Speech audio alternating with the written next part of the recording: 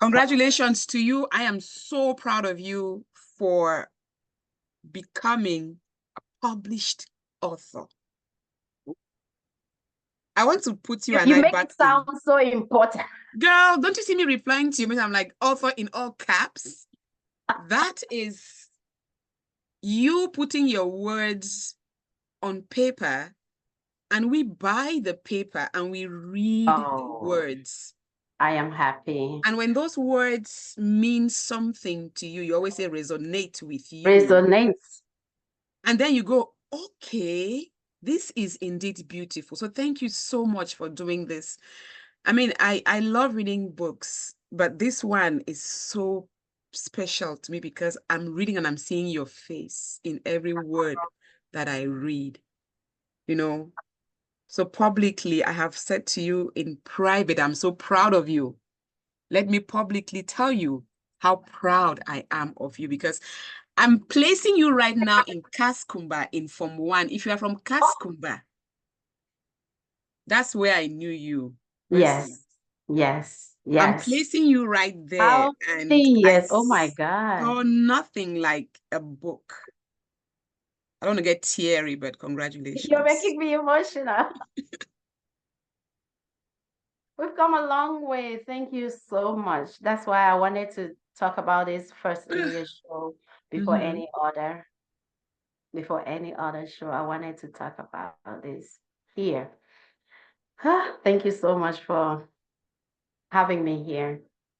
Thank you so much for all the support behind and in front.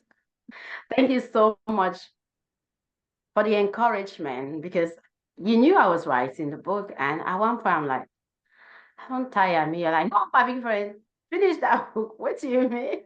I'm like, well, people read it. You're like, people wait the one read them, go read them. People wait supposed to read them, go read them. So, and that meant a lot to just motivate me to continue through lives, hurdles and 1,000 things to do, and think that, okay, day one, let me put one chapter in. Day two, let me put another chapter in. So thank you so much. And when you were done, you said, my big friend, I don't finish. I define publishing. I'm like, what? I said, okay, I know some people. By the time my people go back to me, already find your publisher. So, girl, you did this. You did this. You did this. I am so proud of you. All right, let's dig into this. I read books a lot, but I rarely put a lot of notes on my books, you know. But I this saw one, some notes on that people, book. I'm like, is she writing another book on that book? yes. Can you see my like the whole of this page is so white? It's full of notes. I'm glad you left like a couple of pages at the back for notes because I go chapter 1, I put notes, but in the book itself, I have so many notes that I took. So I learned a lot and I got reminded of a lot. So anyway, let me introduce you to Dr. Mercy Ngeusang, aka my big friend. She is a published author of Calmness in the Storm, Unlock the Power Within. You can find this book on Amazon. A little bit about her. I'm just going to talk about you from this book to give it justice, right? So about the author, Dr. Mercy Ngeusang is a DNP. She is passionately committed to addressing the global challenges of mental health and wellness with a special focus on underserved regions. I can attest to you helping the underserved people. Her expertise lies in understanding complex symptoms and behaviors to provide personalized care that meets the unique needs of each individual. That's just a little bit about who you are. And I remember when you started your company, and I mean, maybe I should say this publicly. You've helped people who were uninsured. Just because you've been in their shoes before. When you told me, I was like, what? No, no, no, no, no, no, no, no. There is no privately owned clinic where you would go and they say, okay, let me just help you. I haven't, well, maybe there might be, you're one now, but I have not heard about that. The community clinics where they can help you. But Dr. Mercy Ngeusang, my big friend, thank you for touching the lives of the underprivileged, underserved population. You know, thank you for doing that. Thank you. I think that's what fuels me ahead. Like I said, I've been there So I know how the shoe may feel or hurt sometimes. I've been there. All right.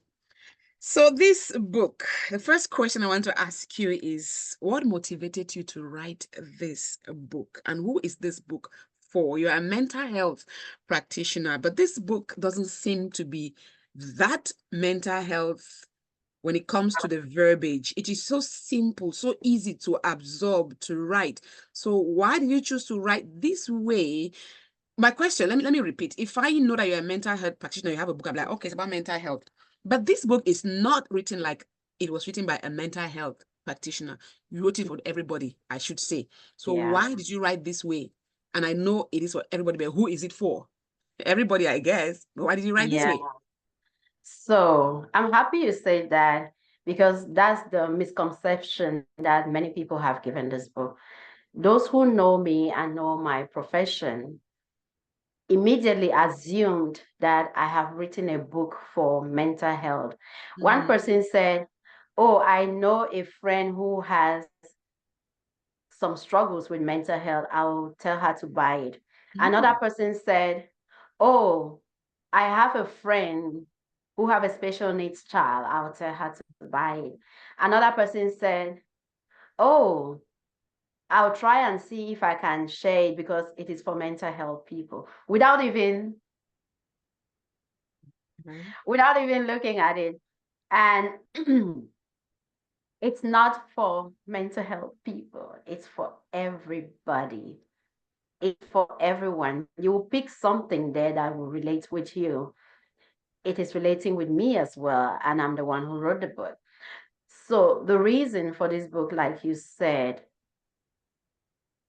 I see lots of patients, so many.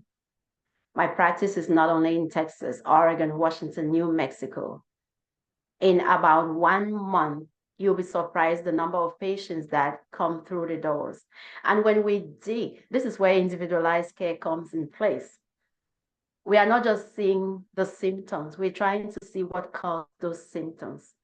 We are not just seeing the behavior, we are trying to look underneath why that behavior.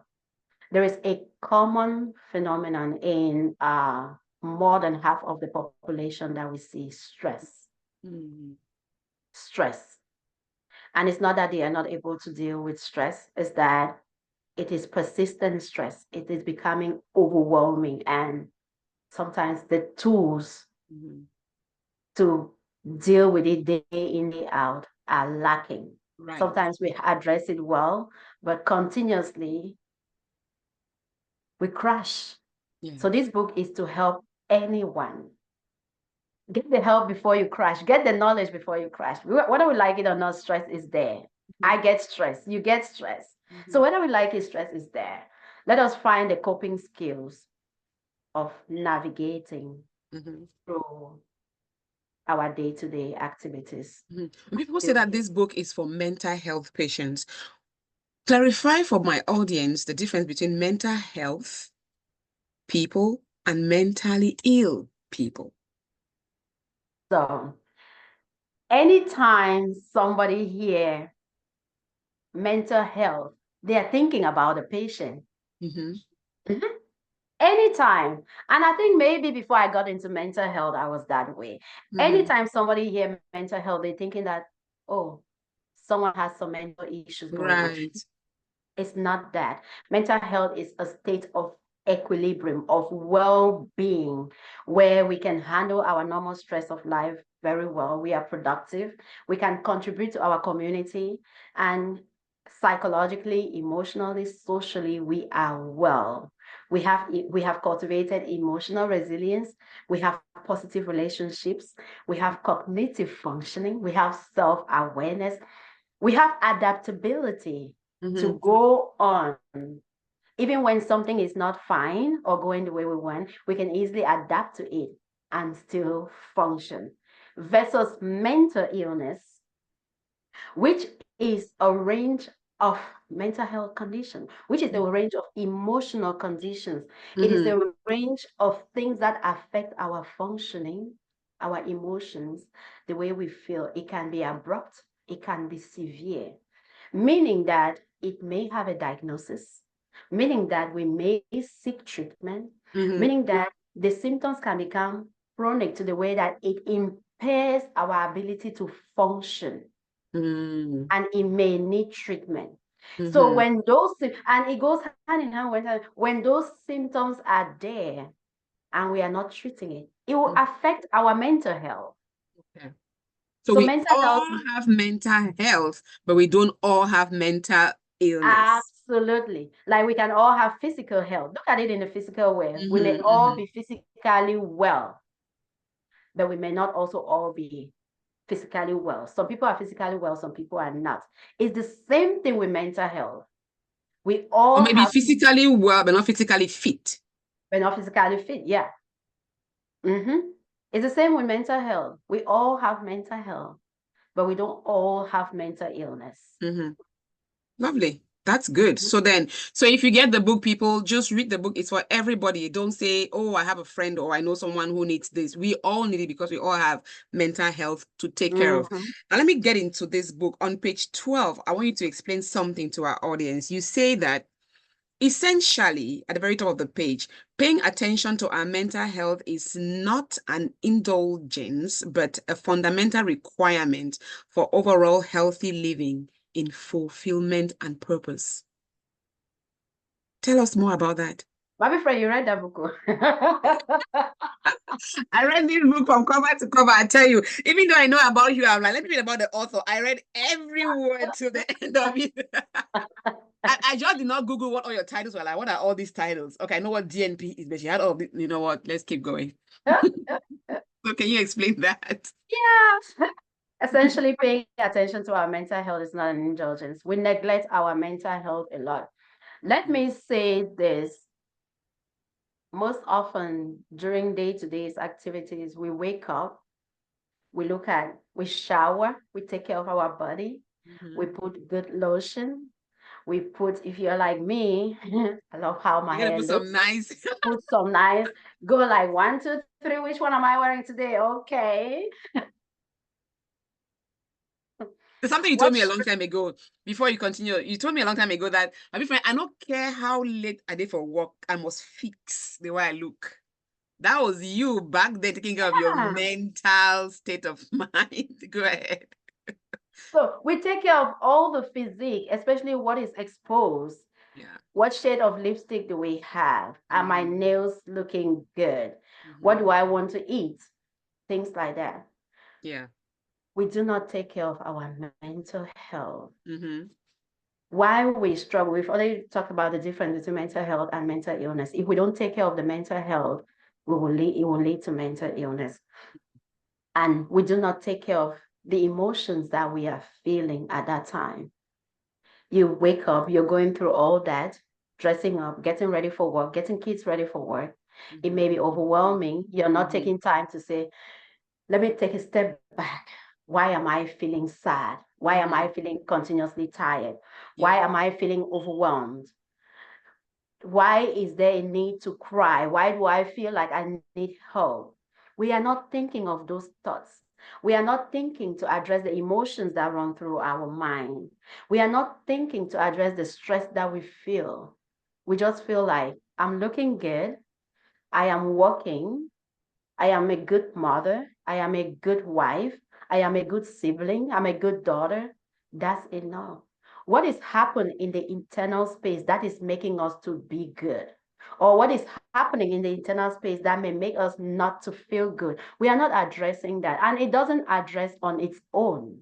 It doesn't take care of itself on its own. The same way you woke up and shower your mind. Oh, You can wow. shower your mind. Yeah. Shower your mind. Mm-hmm. Hmm. The same way you woke up and you're driving to work. Drive your mind. Tell your mind, what drive do you want I it want to to go be that here, way? not there. I want to Mm. feel this way. Mm-hmm. Today, no matter what happened, I will feel this way. I will Mm-hmm. claim my day. No Mm-hmm. matter what happened, I will stand firm. Positive affirmation. Shower your mind with some good Mm-hmm. thoughts. Shower your mind to say, I have the capability, I have the ability, Mm. I have the love, and I am grateful for this day. We Mm-hmm. worry about a lot of the external. We don't see the stamina, which is the internal that keeps us going. We expect our mental health to take care of itself. It doesn't. We should, where I say that it is not an indulgence. Yeah. Because in flesh, if we But a do not, fundamental requirement. It is a requirement. and we have to consciously Do it. take care of that requirement. The same way you cannot just go out in the streets naked. Yeah. The You consciously wear clothes. You consciously decide what to wear before you step out. You got it. Also decide how you want to dress your emotional being before you step out that day. Even if you're not stepping out, some people work from home. Dress your emotional being before you sit and start your day-to-day I like that. interaction. Yes. I like that. I really, really. So what does that do to your being when you shower your mental state? If I shower my mind and I'm going out, what does that do to me? Because if I dress and I look beautiful, oh, I want people to look at me, I'm like, okay, they're looking at me because I look good, because they like what I'm wearing. So when I shower and I dress my mind in the way I like, what does that do to me as a person? I'll give you an example. I know you get into a lot of meetings at your job, corporate meetings, things like that. And sometimes you know that you cannot just dress anyhow to go there. You cannot leave some big cleavage. You cannot just go there with any, like, it has to be professional. You dress the way you want to look, and you dress the way you want it appropriate for that meeting. Now, what sometimes we forget to do is also dress that mind, shower that mind. I am going to this meeting. It may be demanding for me since I have XYZ other things to do. Let me prepare myself to be resilient. This is 1 hour. This is what will be discussed. Let me see how I want to handle that. And not only that, I have other errands during the day. I have other things during the day. I am not even feeling well. How do I sit in this meeting for an hour when I'm not feeling well? Maybe I don't want to do this. Maybe I want to feed my soul with this. Maybe you say, Mercy, you can do this. You've done it before. Mercy, it may be challenging. You're up to the task. Remember what you did that was even more challenging than this. Mercy, why are you doing this? Maybe you have some solutions to this. You prepare for it mindfully, not just physically. And you go with a mindset, open mindset, that your opinion is not what matters all the time. So long as you want to receive, you also want to give. Then you prepare how you want to feel. Because sometimes it's a meeting concerning your manager, your boss, the company, and they may be coming back with a critical something that may make you bounce back. How do you plan to handle that criticism? Do you want to take it personal? Do you want to find excuses for it? Or do you want to explain it? Like, this is how you see it in theory. This is what is happening in practice. And still keep your demeanor no matter what. Because remember, is what you're planning. You have other roles. Don't let that one role creep into your role of being a mother, because you're coming back to that role. Don't let it creep into your role of being a wife. You're coming back to that role. Don't let it creep into your role of being a daughter. You're coming back to that role. How do you find that equilibrium? This is too good. How do you Wow. find that equilibrium? Handling all this and still stay mentally fit. So dress your mind, Dress your shower. mind. So it starts from you. So if I have a meeting, let's say I have back-to-back meetings, and in order for me to go through those meetings without hitches and without being stressed out, even though I might face the stress, it is for me to be prepared ahead of time, like to wear my clothes ahead of time. And if my clothes, before I wear my clothes, they have creases, I'm going to say, okay, let me iron this clothes before I wear it, and then, oh, I like this perfume to smell like this. So you have to also say, I'm going to go into this meeting. It's going to be a 1 hour meeting. I'm going to be okay. Just have an open mind to remember, get you're not into. going. Remember, you don't get into the meeting before you start dressing up. That's what I'm trying to say. So you get ready for it. You gather your stuff Ahead and of you gather your time. mind as well. Ahead of I time. love that. Ahead of time. Because when you do that, you build resilience. And when it becomes a lifestyle, even when something comes unexpected, because you are used to staying balanced in equilibrium, and you have developed that resilience. When the unexpected comes, you can bounce, but you bounce back and stay like that. It doesn't crush you. One of my managers had told me a long time ago that I am one of the employees who is so receptive for feedback. I had been told that twice. And I think it's because whenever I go into a meeting, which is a one-on-one, I'm always like, okay, I know so, and whatever she adds onto this, I'll be okay. You know, so I think for me, that was an unconscious way of showering my mind, but it helped because whatever the manager said, to me, it was okay. It is a strength. It is not a weakness. Yeah, not a weakness. I love it. Wow. Now, moving on. So you in this book, you talk a lot about what society does to us as far as our mental health is concerned.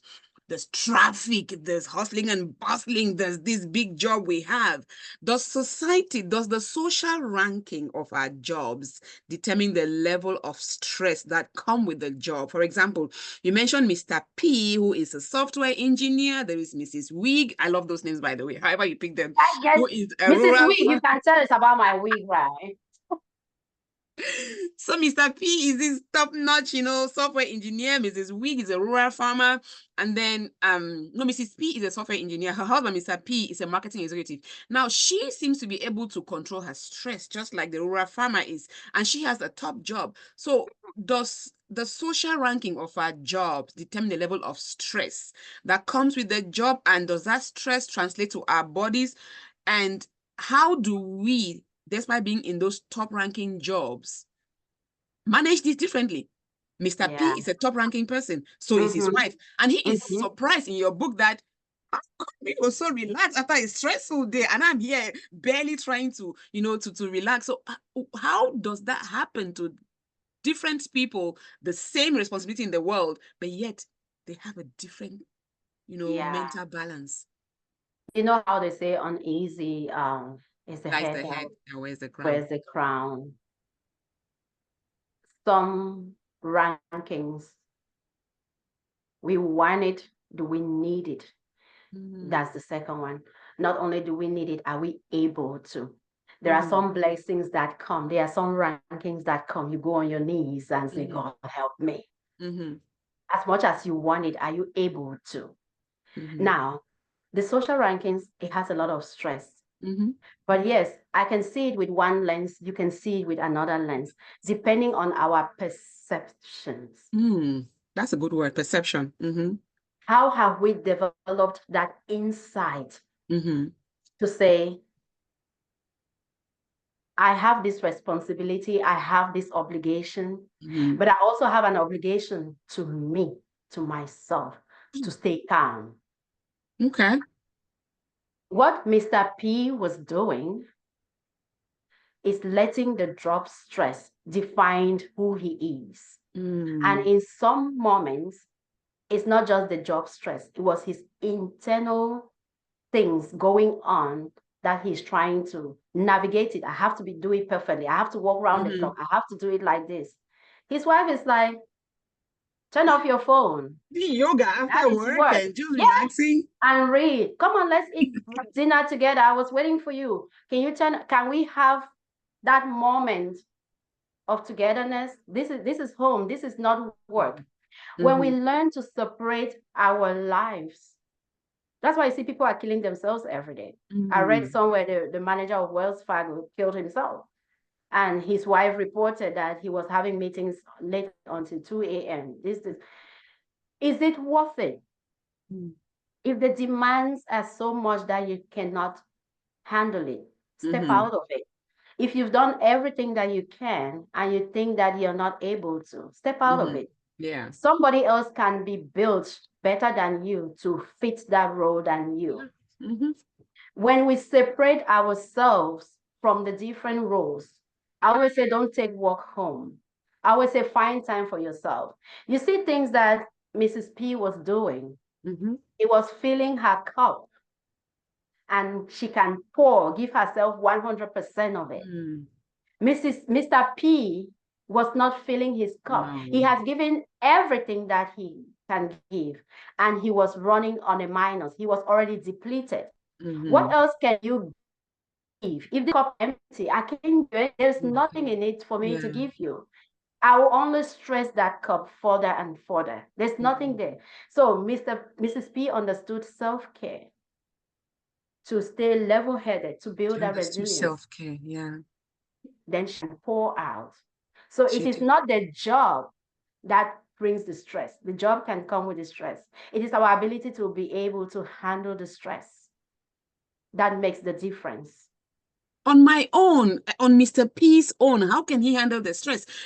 Let's say that he has his wife who can help him, right? But let's say Mr. P is a bachelor, a single guy, has this top executive job that comes with so much stress.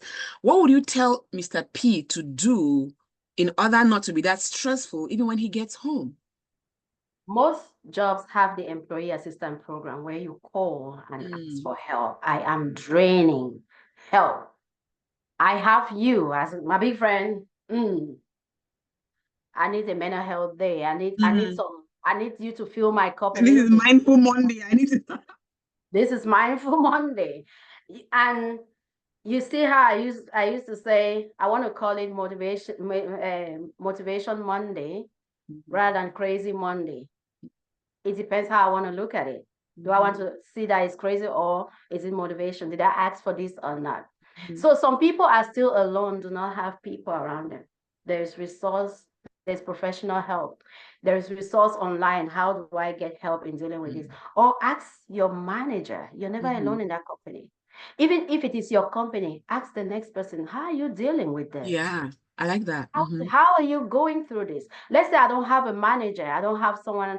I can ask the next person with another company, hey, Bo, how are you dealing with this? I am going through a lot of stress, staffing issues, patient complaint. You're doing the same thing, that you're running the same kind of business. How do you handle this? There's always someone you can talk to. Always. You are never alone. You are never alone. I like that. See, on page 17, when Mr. P walked into the house and Mrs. P is so calm, and he says, how do you stay so calm and positive, even find time to read a book? And I love what she says. Mrs. P looked up and smiled gently. It's all about mental dieting, dear. I focus on what I can control, let go of what I can't, and make sure to take care of myself. You should try it. I love that. Now that brings me to my next question to you. What is mental dieting? That's what she told him to do. That was supposed to be the title of this book. Oh, wow. Mental dieting. I struggled with the title. And the title was mental dieting. I had already taken it out as mental dieting, even had it sample page as mental dieting. Last minute, it came to my attention how mental health is still very much stigmatized. Yeah. And I feel like if I call it mental dieting, it will not reach many people that it needs to reach, because when they see mental. Remember, we already said when people see mental, they immediately think. Remember, she said mental health is not mental illness. But again, that would have made people shy away from the book because they're like, oh no, my mental state is okay, so I don't need to. So I don't need to read it. It would have given the book a disservice, because people who are enjoying the book now, they may probably not have enjoyed it because of the thoughts that it is for mental health people, mentally ill people. So what is mental dieting? Let's think about physical dieting. You have a plate full of a lot of things. This is good for my body. This is good for my mouth. This is good for my health.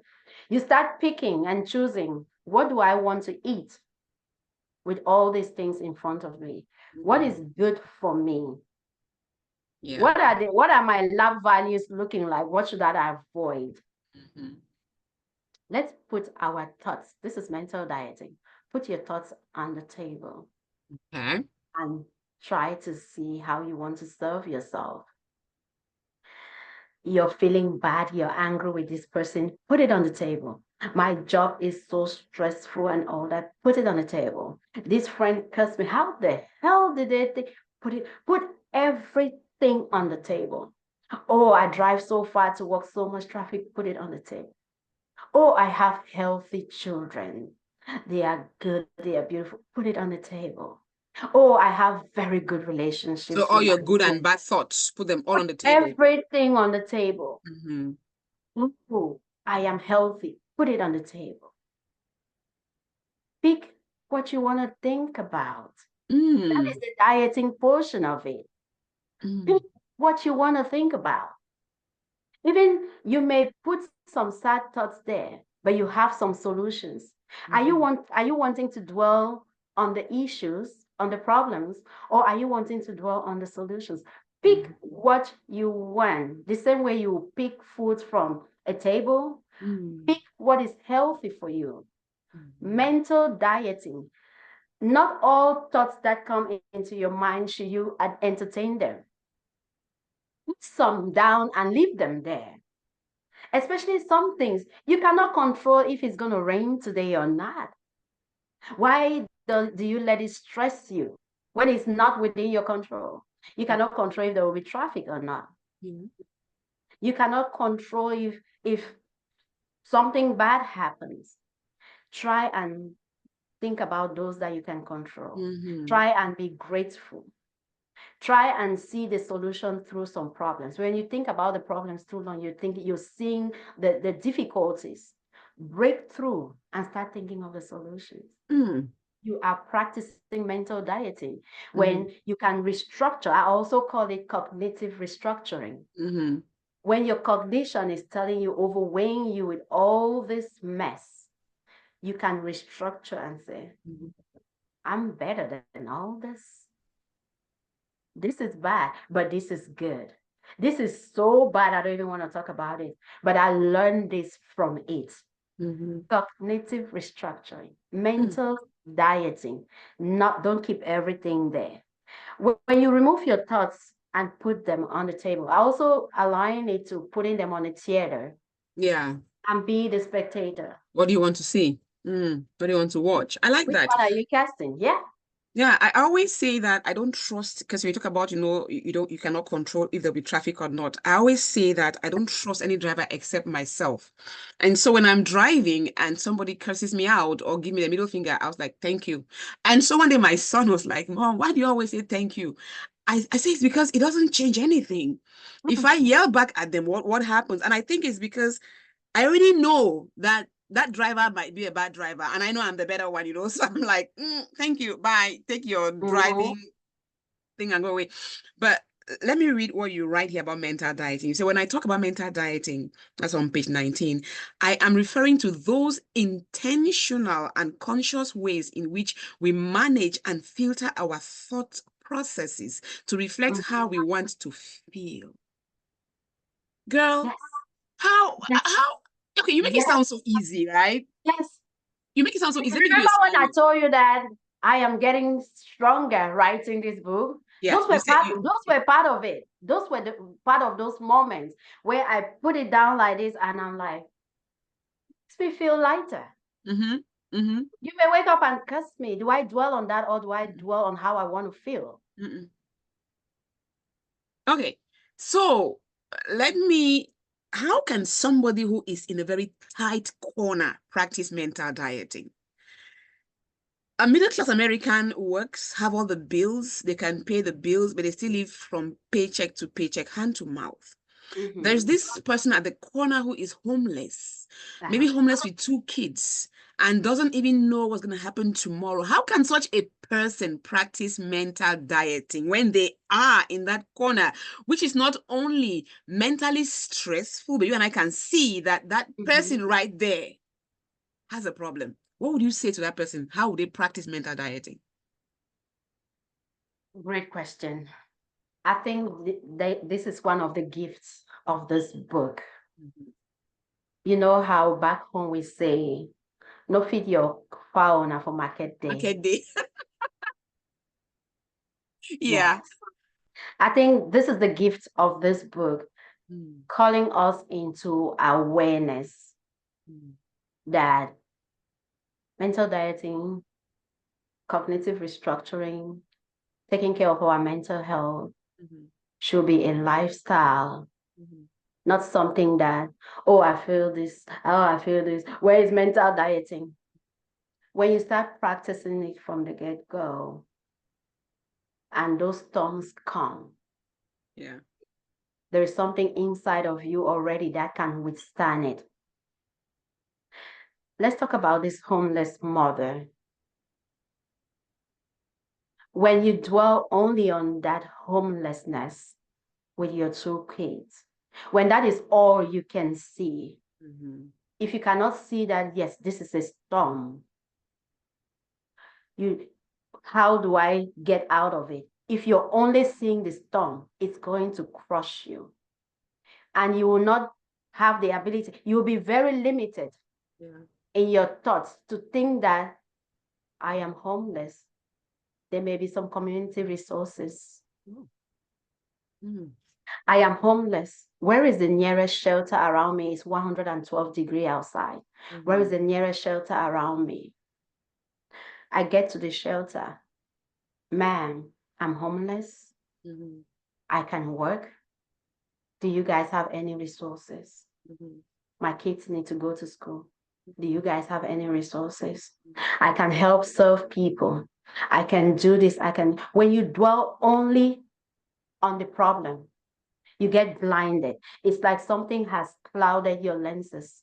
You don't see clear to see that there's a solution. And when you start practicing mental dieting from the get-go, mental dieting does not mean that you will always be happy. Oh, yeah. That's a good point. It means that you are equipped for those moments when the storm comes.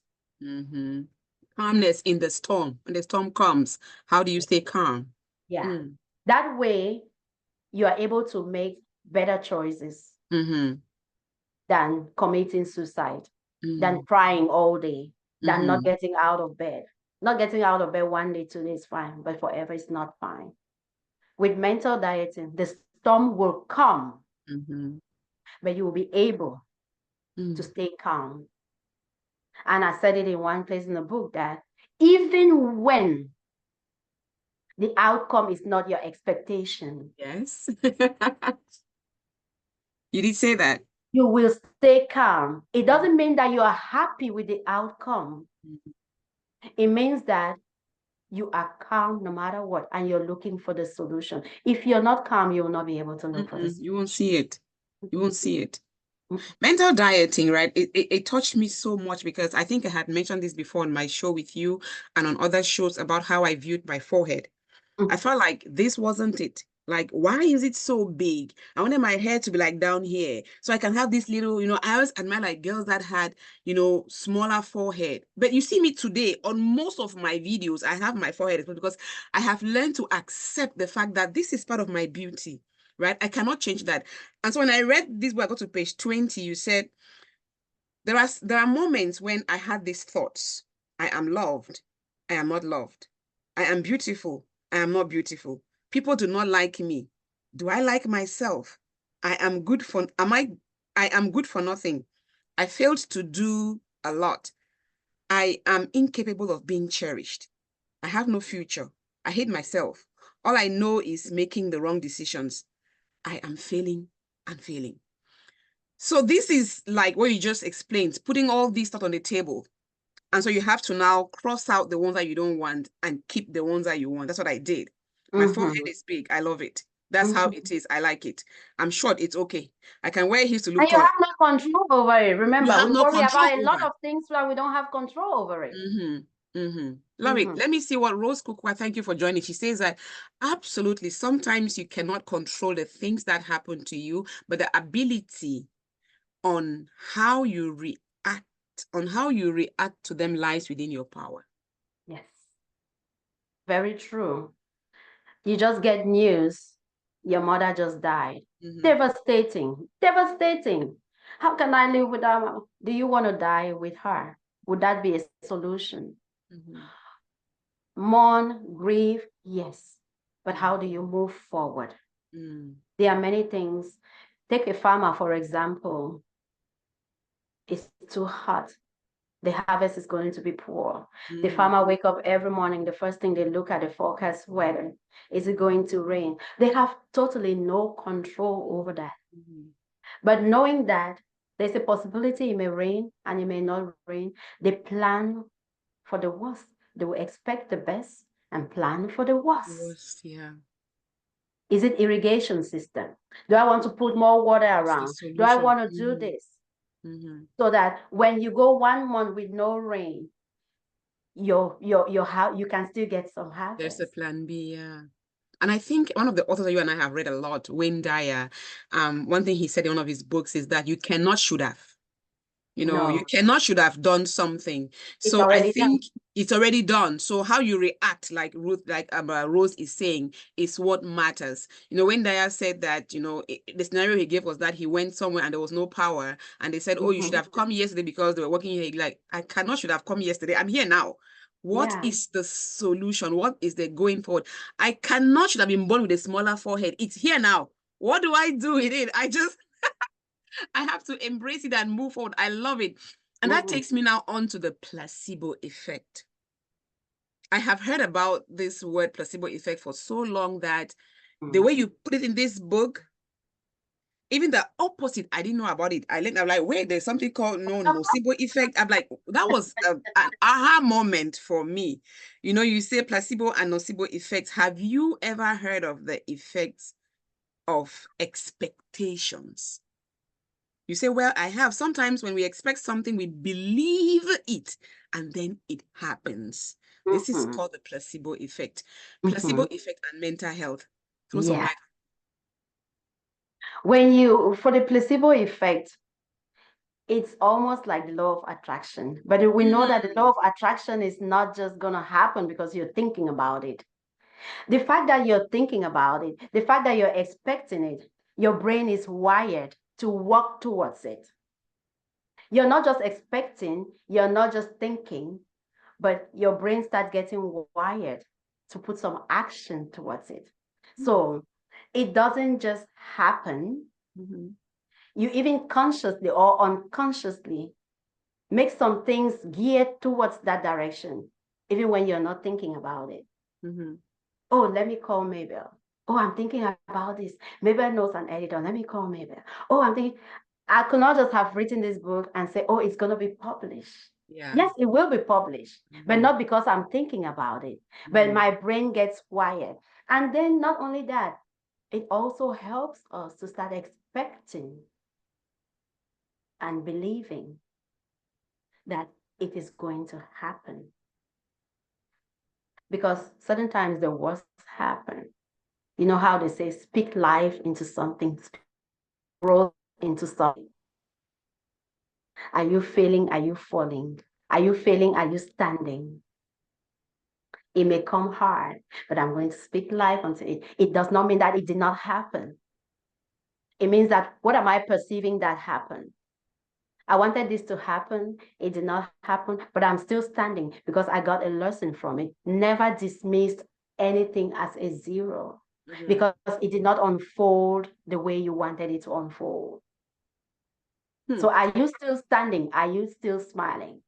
While I can be looking at the rain as, oh my God, it's going to spoil this beautiful outdoor wedding that we planned. That farmer is looking at it, at the rain, and like, oh my God, thank you, finally, my God. So what is our perception and how did we plan? How did we plan to influence that placebo effect? Yeah, you just use the word perception, and I was right there on page 51. You talk about perspectives, the lenses through which we see. Right? What is my perspective on something? Yes, absolutely. Perception, I think I should call it our lenses. Our lenses. Yeah, the lenses through which we see. So that gives me a peace of mind. You talk about, somebody losing a parent, for example. If a parent is gone, yeah, the shock is there if they were not that ill and maybe not that old.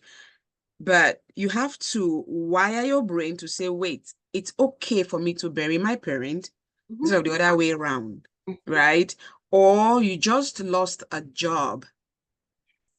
And talking about a job, I have a friend who just lost a job. I tell you, the first 2 weeks when it happened, she cried and cried and cried. But my big friend, she and I talked the other day, and she said, I haven't taken care of myself for a very long time. She said, I even have, all these pounds on me. I need to go. And my house needs some cleaning. Oh my goodness, I need to rest. You know what? I have unemployment on the side and it can pay me for the next 3 months. Not unemployment, sorry. Whatever I have, I can live for the next 3 months. You know what? I'm just going to relax until next year if I get a job. It's going to be my me time. This is after a week of crying and just being angry about it. I don't know what happened to her, but is this a good example of perspective, the lens through which we see to help our mental health? Yes, she doesn't have a job. She could either choose to stay there and cry, or she can be like, whoa, now I have time for self-care. Now I can clean my home. Now I can be a better mother to my kid, a present mother to my kid. Present mother. And I can be present within myself. Now, this time without the job, bills will be paid, yes. Let me find that mindful time for myself. And I tell you, by the time she's getting another job, she'll get a more fulfilling job because now she's at a perspective where she knows exactly what she wants. She knows what was lacking with the other job. Now she can stand in front of any interviewer and say, I'm ready. Why should I work for you? Not the other way around. That's so the lenses through which we see perspective, right? Let's talk about that in the sense of photography, which you put so well in this book on page 52. You say, do we see what we want or what is? In the same way that a photographer would choose a particular scenery and a particular lens to view it, that is the same way we filter our perspectives from reality and portray certain elements of our lives while diminishing our world in other areas. So if I take a landscape picture, and on that picture, I see a beautiful rose. And on that picture, I see all this dead grass. On that picture, I see a beautiful animal. On that picture, there's so much rocks, beautiful rocks captured. Now, my lens is my perspective. Depends on what I choose to zoom into. Is that how the mental health should also apply to our well-being? Yes. I love this. Maybe if I remember,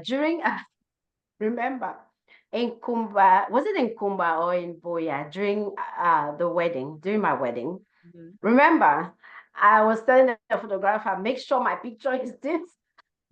You remember one time he told me, ma'am, camera go take what you see.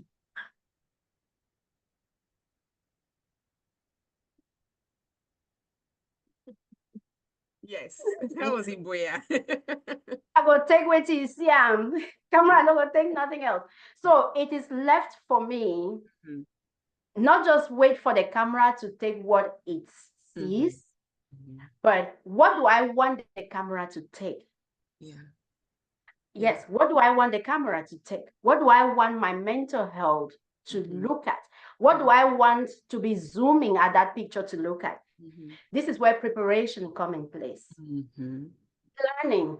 I'm going through this. I'm anxious, but I'm going to do this. I want the camera to take a beautiful face. Okay, why don't I make the face beautiful? I want the camera to take this dress this way. Why don't I make the dress this way? I want the camera to take me always smiling. Okay, I'm going into it planning to be always smiling. Because at the end of the day, when I look at that picture, when I look at that mental spectacle that I am building, when I look at my life mental array, did I plan for the camera to take what it sees, what I want to see, or did I not plan? Because the camera will take what it takes. It is for me now.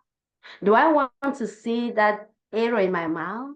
Or do I want to see that beautiful rose as well and blend it together and be like, it is not that bad. I can even out that balance. And it is good. Now, some people will see only the rose in that picture. Some people will see only the arrow in my teeth in that Yeah, the picture. vegetable in your teeth. Some people will see both. What do you want to focus on? There's arrow in my teeth. Next picture, there will be nothing on my teeth. Yeah. Oh, this rose is so beautiful. It just calmed me down. What is our focus? When we filter our thoughts, what are we left with? It still goes to the point that control what you can control. Don't let what you cannot control stress you. What is that lens that you're wearing? What is that lens that you are wearing? Is still that big question. So How when do we you have a want? physical picture, like today that we have all these electronic gadgets, and you can literally practically zoom in to see. So we should also zoom our minds to that thing that Oh, is not stressing us, that is not yeah, making us feeling overwhelmed, but yeah. zoom your mind into that one thing that makes you happy. For example, if I have 10 bills to pay, and I have a child who just had a beautiful award at school, and I also have a spouse that is telling me how pretty I look. Do I focus on those bills that will make me a little bit anxious, or do I focus on that kid's award to make me smile, or on my spouse's praises on me, right? Yeah. That what you're saying. So I need to zoom in, use a lens to see what I want to see, because the camera took what is. Yes. But what do I want to see from that picture? Yes, I love this. absolutely. Absolutely. And you have a stressful job. You don't like your job at all. Zoom in. Do you like the pay? What does that job do for you? You like going out. You don't stay in the house being lonely and restless. You like the fact that at the end of the day, it can pay your bills. Zoom into that.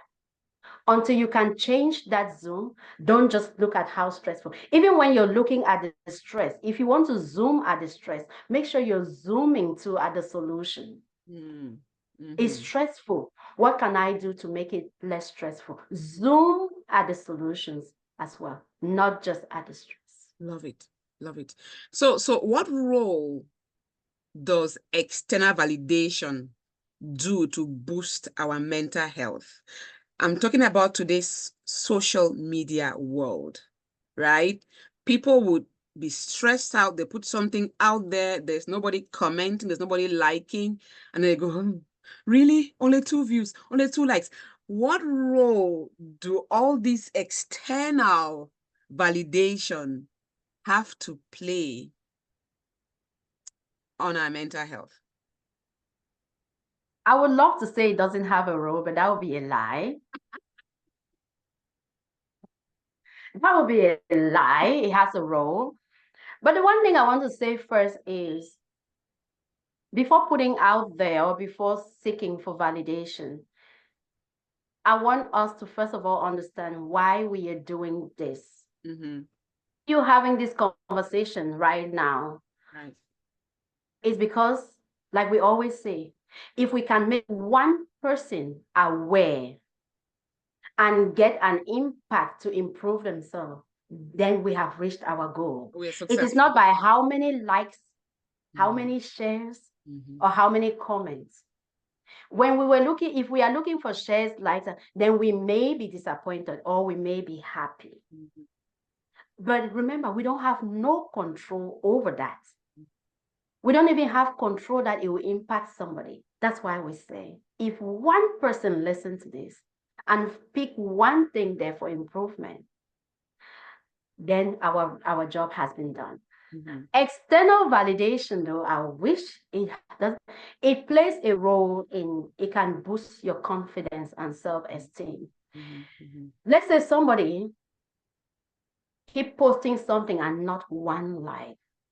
That person may start feeling like, is it even worth it what I'm doing? Am I doing it good? Maybe I'm doing a bad thing.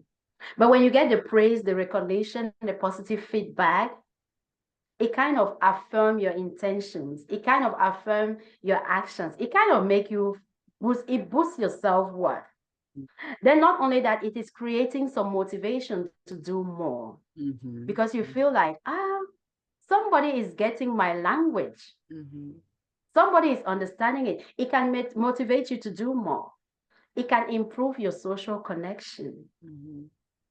I've seen people who know people online, who know people today just from some online relationships, that because they start messaging behind, like, oh, I've seen you always commenting on my videos. Who are you?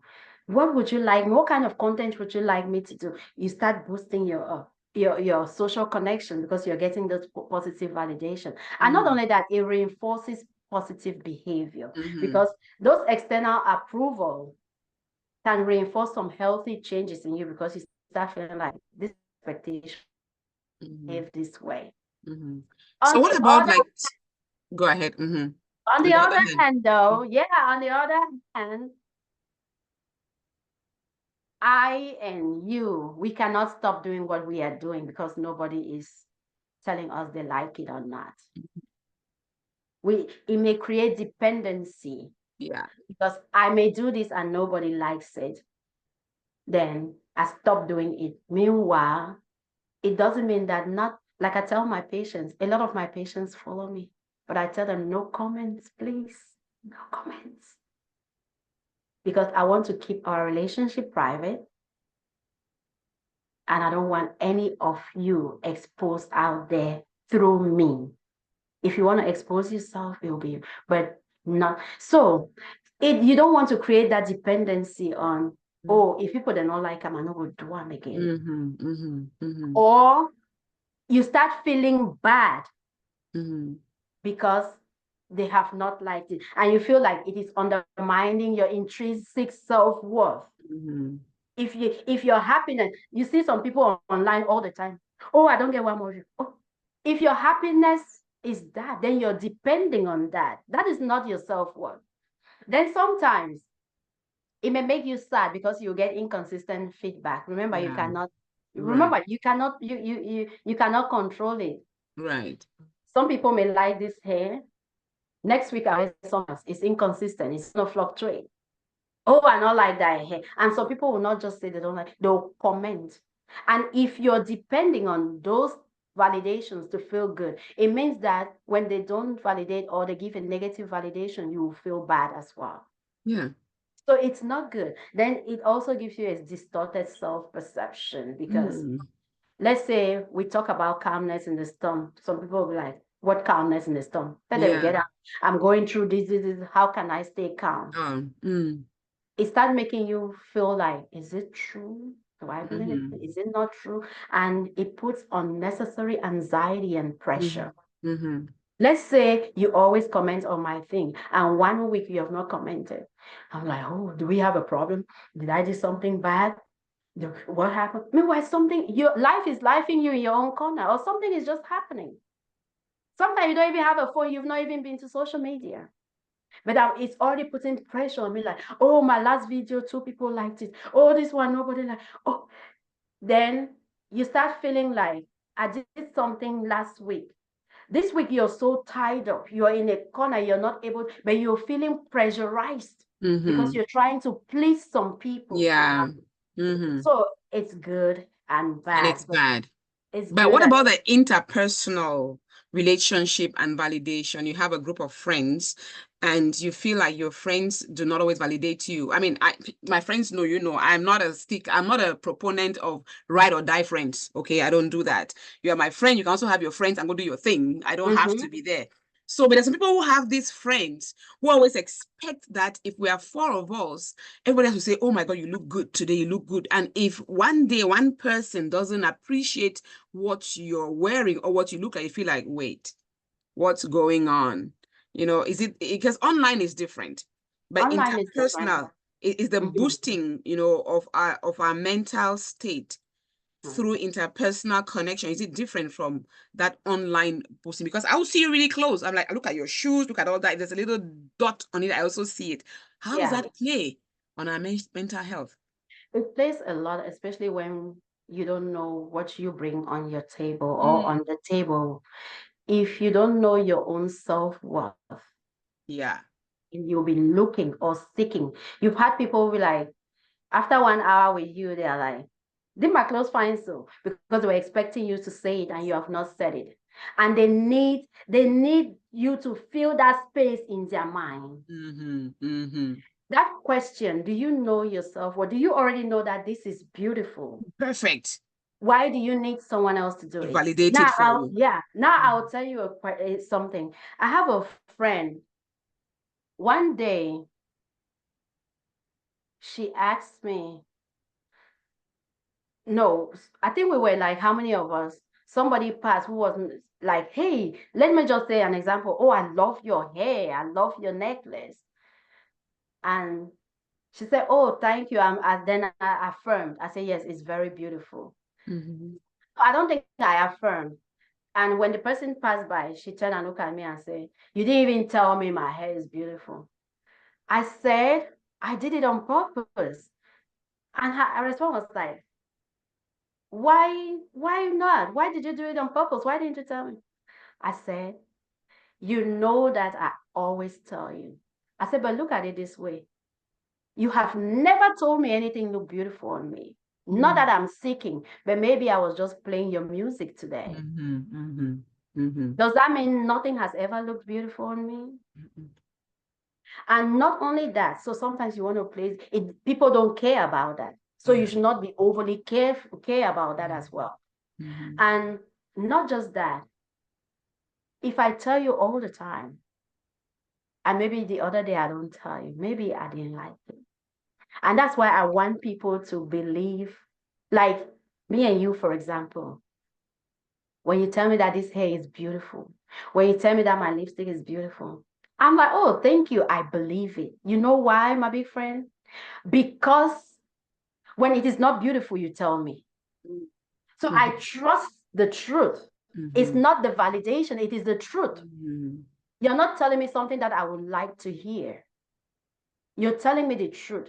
So when you say it's beautiful, I believe it because you tell me to when it is not beautiful. Mm. So let it all comes to let us know our own self-worth and not be seeking the external thing. It Yeah. may come just to reaffirm what we are thinking, Mm-hmm. but it should not be the necessity for how we portray ourselves That's out right. there.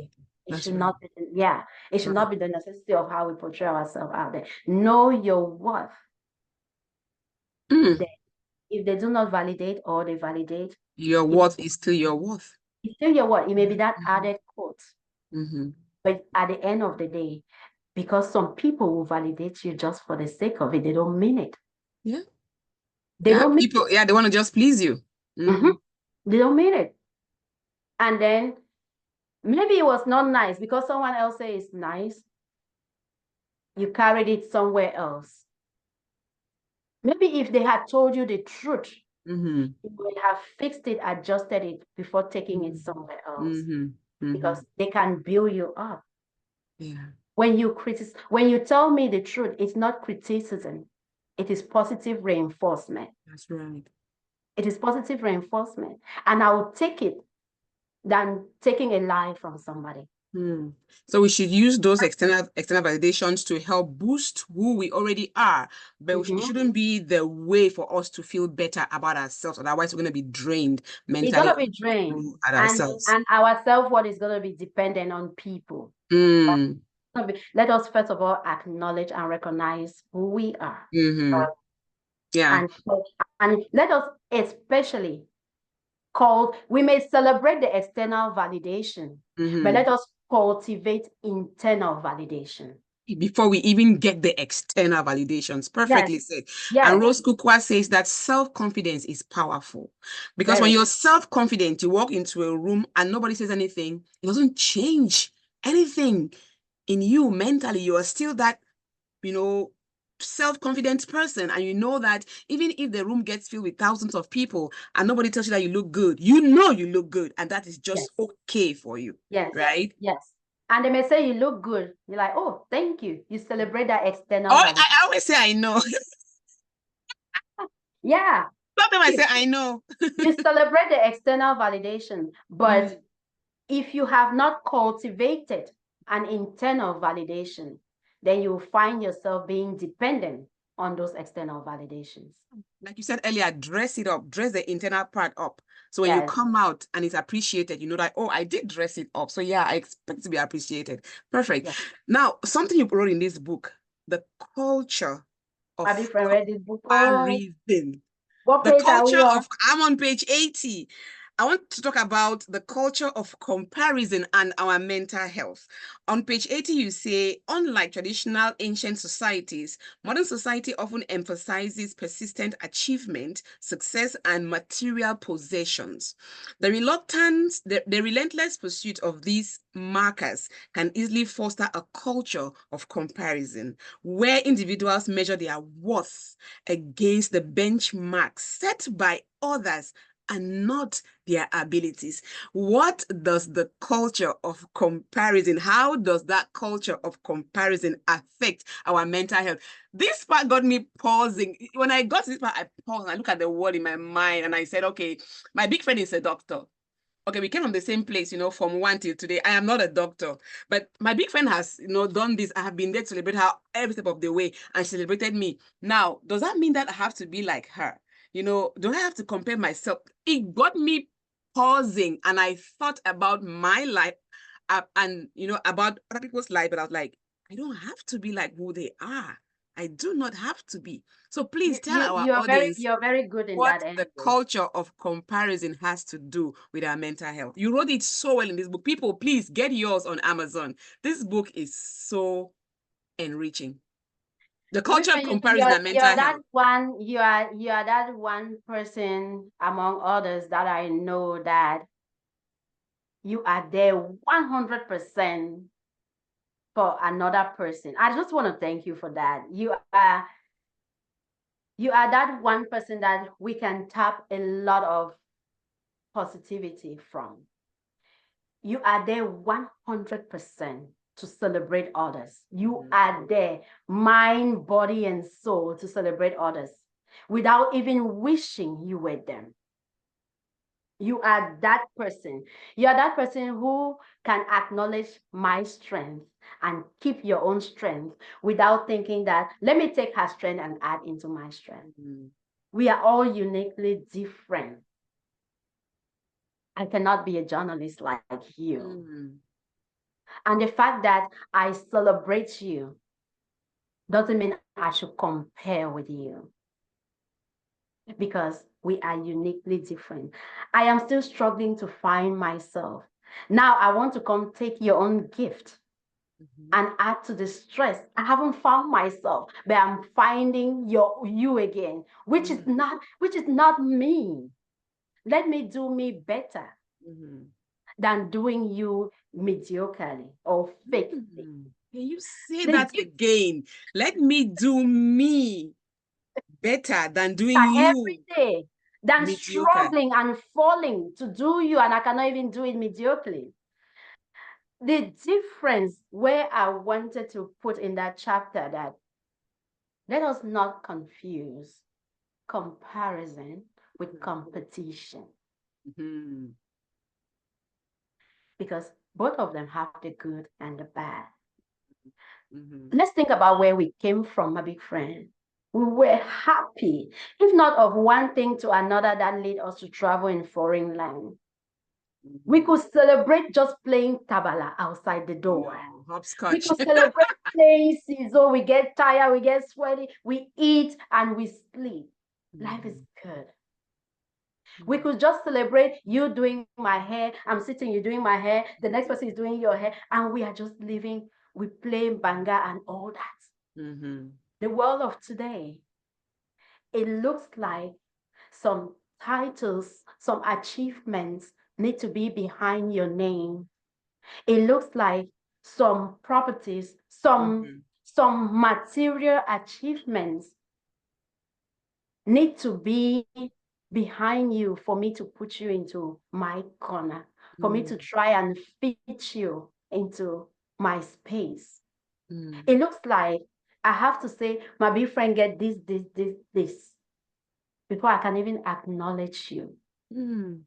Those significantly play a role in our mental health, because we are doing things that mentally we cannot even afford. I'm not even talking about the financial part. Mentally, we are not built, or we are not ready. Because you're working this job, I want to work that job too. When my neurons in my brain are not even stretch for that. They are not even wired that way. And what would that do? Comparison. As much as it can build up some motivation and some inspiration, like, oh, my big friend can do this, I can do it.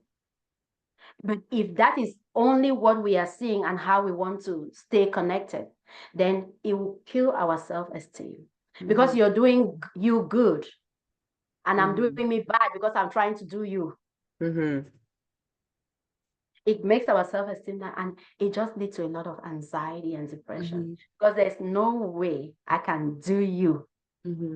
You can do you. There's no way I can do you. I'll always fail short. Then before you know what happens in our society, it can lead to envy and resentment. Culture of comparison. I love it.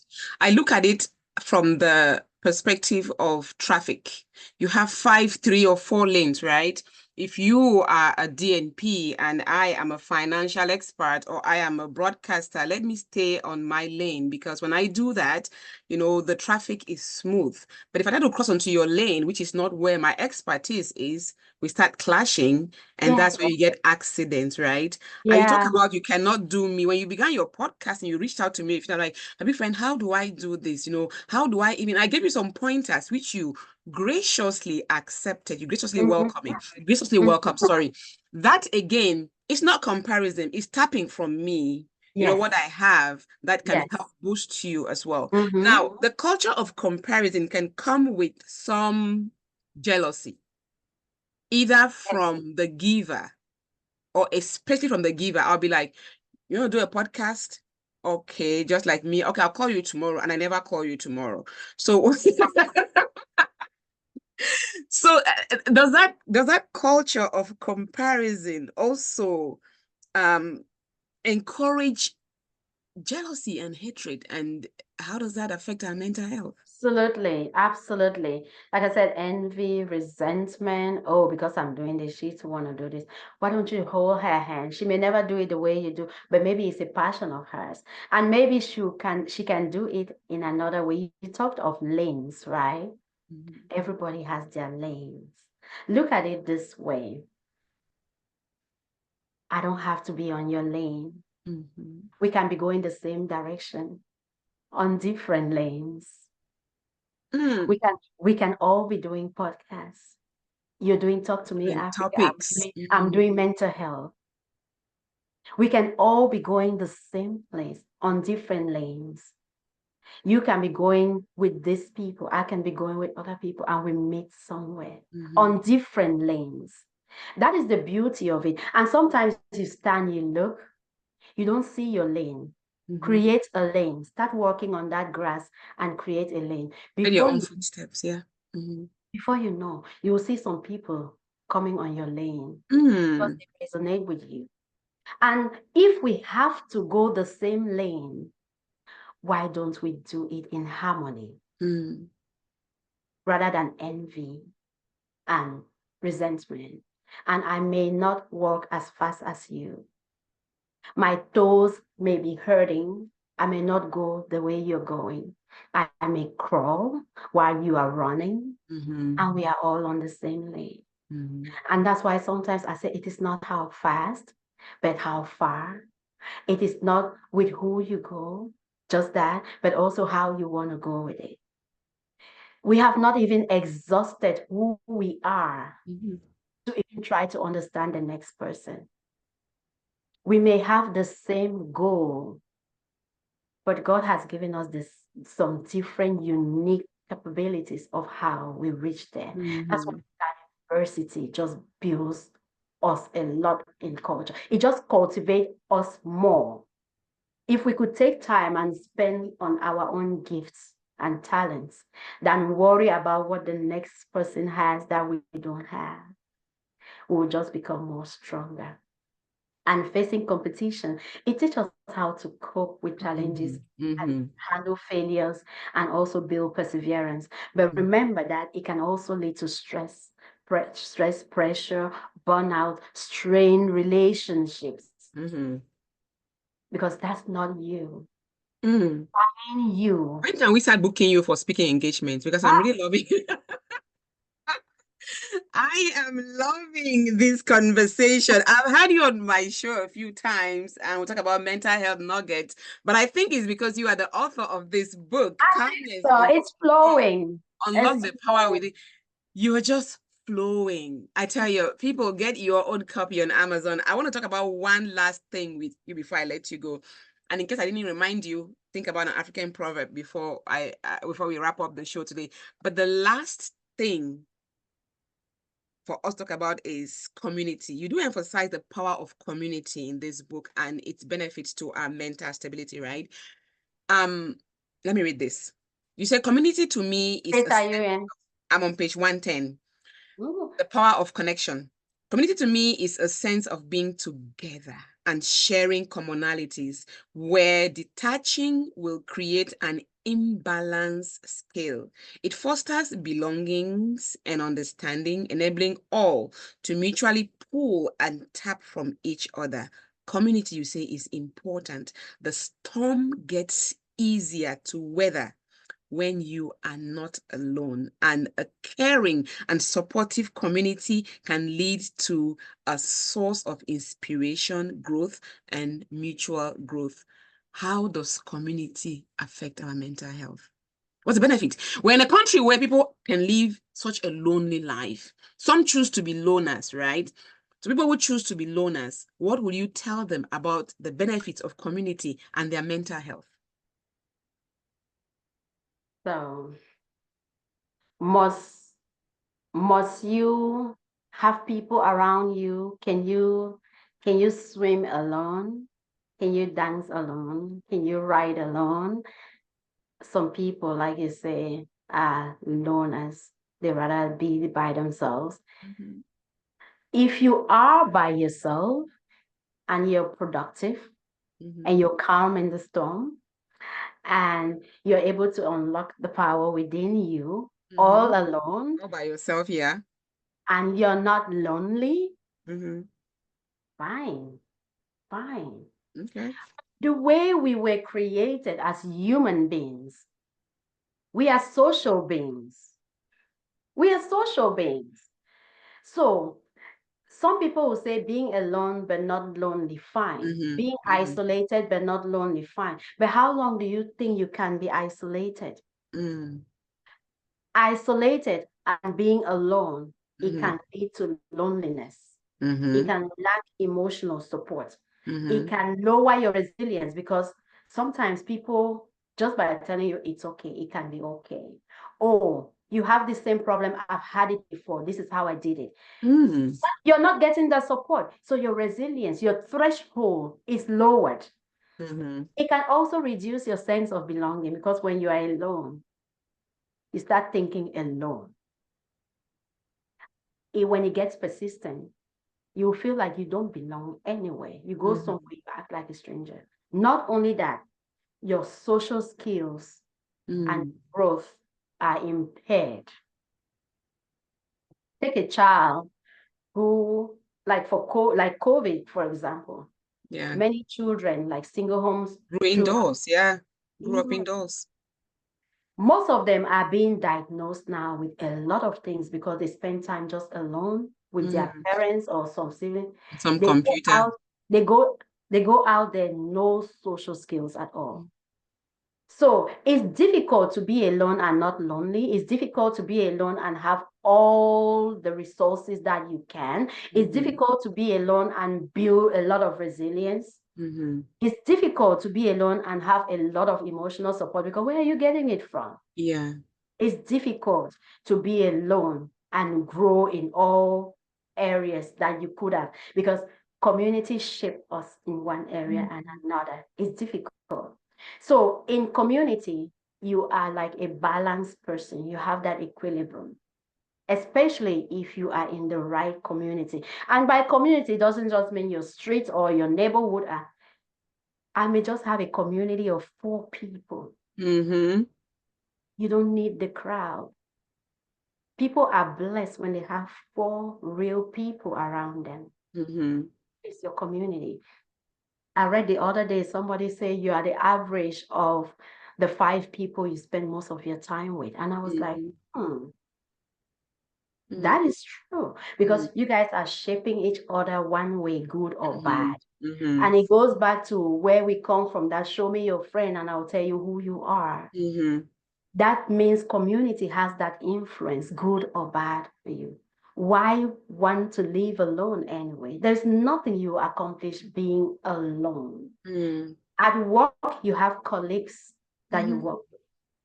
In the family, you're not alone. You have family. You're a wife, you're a husband, you have mm-hmm. kids. Create that sense of belonging. If it means it's just 4 people in your community, fine. Let it be. Yeah. So your community, your work community, your personal community, your your house community. So when you can blend all of those, pick one. Yeah. But chronic loneliness, what we are saying is that it leads to mental health issues. Mm, It will affect your mental health. It will affect your mental health, whether you like it or not. It will affect your mental health. You cannot ride this journey of life alone. yeah. If you can do it, fine. If you can do it with the wrong people, then it's not worth it. If you have 1, 2, 3 right people to ride with, Mm-hmm. Yeah. fine. And I know, I mean, talking about this, it just got me thinking about how much you check on me, you know.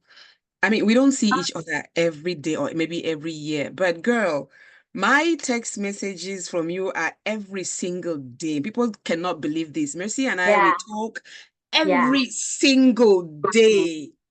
It could not yeah, be high, but it's a voice note. Thank God for WhatsApp, back and forth. yeah, That yeah. is something you need. The other day I was And it sick and doesn't I mean forgot that, about. Mm, yeah, it doesn't mean that you're not independent or yeah. it doesn't mean that Mm, we have a codependency. It mm-hmm, doesn't mean that. mm-hmm.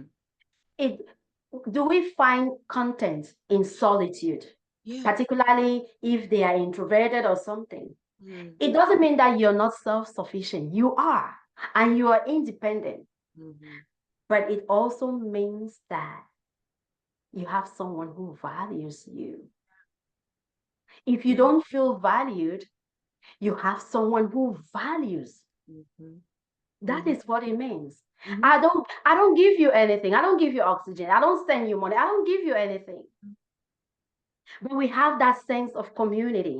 Mm-hmm, We just know that this person is there. mm-hmm. This person, just imagine That's something to your brain, going it through does. something. It may Mm, not be a difficult thing, but being okay without community, without community support may be possible, but it mm, is often more challenging, mm, especially in the times of storms. mm.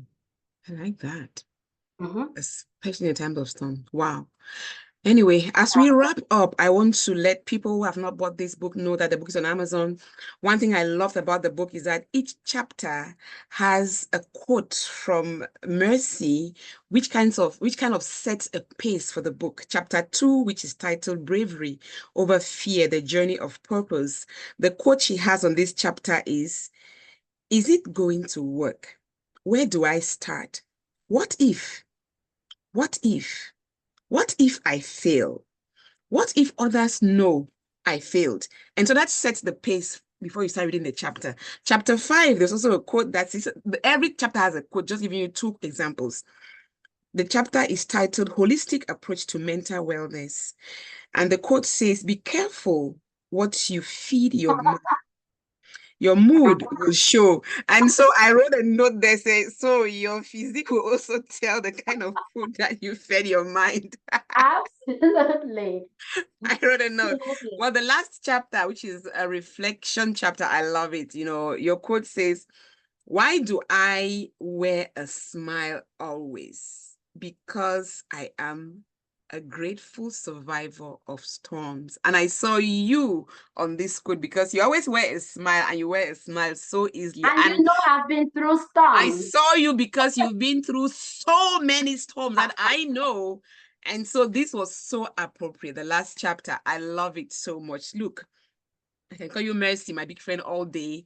But to the rest of the people who are going to read this book, she's Dr. Mercy Ngeusang. She is a DNP You're and she making me is a emotional. mental health expert. I love reading this book. I mean, you know how you have a friend whose journey you've seen and you understand, and then you start reading a book like this and you go, oh my goodness.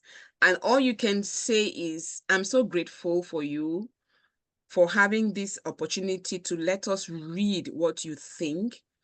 And the way that you dedicated this book, I think it was the first thing I texted you before I started reading the book. I was go, it oh when you my got God. your copy? When I got my copy, I said, oh my God, to my mother for trusting my mind and to all my clients for trusting me with their minds. Before I even began reading, I sent you this. I said, my big friend, this is the best that you could have done to dedicate this book. Yeah. Your mother Yeah. and your patients You and know their what I've been minds. through. You I know, my do. mother has Yeah. been, when you Mm-hmm. hear unconditional love, Mm-hmm.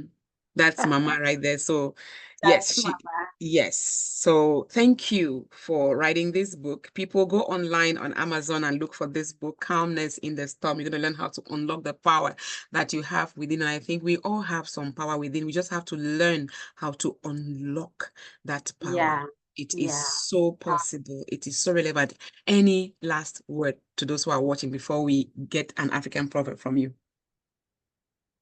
I want to say thank you. People, my friend, when I check on Amazon, I'm looking like, unfortunately, I don't know everyone who has bought the book, but I Mm-hmm. know many people who have bought the book and they are giving me a lot of feedbacks. Mm.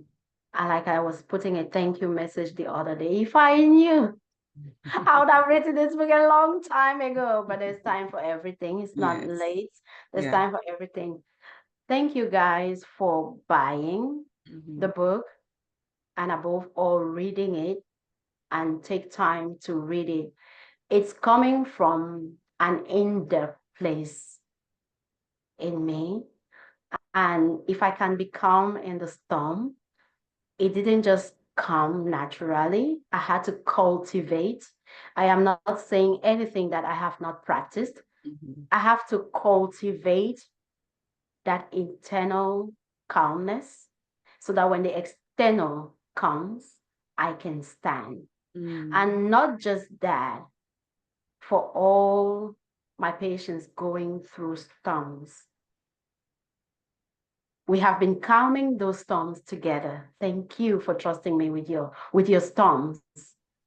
And for everyone else, I wish I can say you will have a life with no storms. That's a big lie. Yeah. The storms will come to me, they will come to you, Mm-hmm. they will come to your loved ones. Let us all be ready because there's a lot of stress.